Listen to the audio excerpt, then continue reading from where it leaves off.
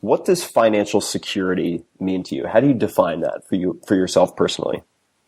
Are we talking like specific numbers, or are we just talking about like what is financial security sort of generally? I but both to the extent that you're comfortable. I mean, it's Sure. it's whatever you're comfortable talking about. It's just that I think this is such a huge uh, piece of so many decisions that people make, bad and good. So Right. I'd be curious to know how you have sort of resolved this for yourself to the extent that you have. Sure. Well, I guess there's a couple ways to be rich, right? One is have a lot of money so you can buy a lot of stuff.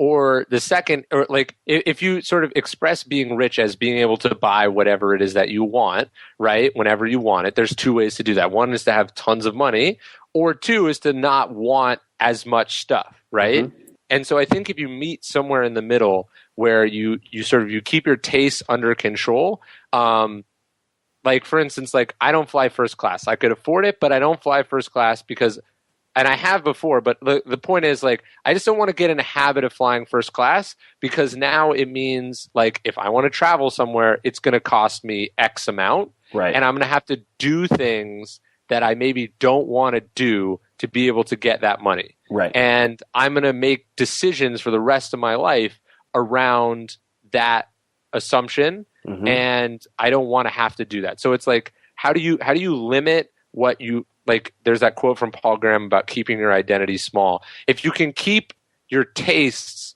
at a level at which a reasonable salary or financial situation covers it, then you don't need to go out and do certain things for money that other people do. Like I've like to me, financial success is like I have a house that I live in that's nice that I can keep my stuff in, that I have my books in, but I don't have like six spare bedrooms that I needed to fill up with furniture because I wanted to send a message to people that I have a really nice house, you know? Right. And I don't live in New York City because I don't need to live in New York City, and which means that I spend a lot less just to have the same thing, you know?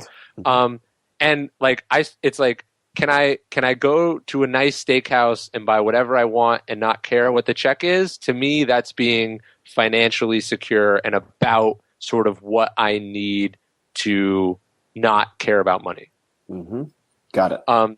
And so like, and then I think the other, it's not just being financially smart on your spending, but like, do you actually understand like investing and managing your money in a smart way so it's not, you know, like there's all these people. I'm sure you deal with investors or startup founders or whatever who have like credit card debt, and it's like, why are you trying to like invest in startups when you could just make 13% more a year by not paying off by not like having carrying a credit card balance? You know what I mean? Right. Right. So I think just sort of basic financial responsibility and management helps you make what you're doing go further. Hmm. So like that's been beneficial to me. But there, there's the study about if you make more than any amount over $70,000 a year does not correlate with any increased amount of happiness. Hmm.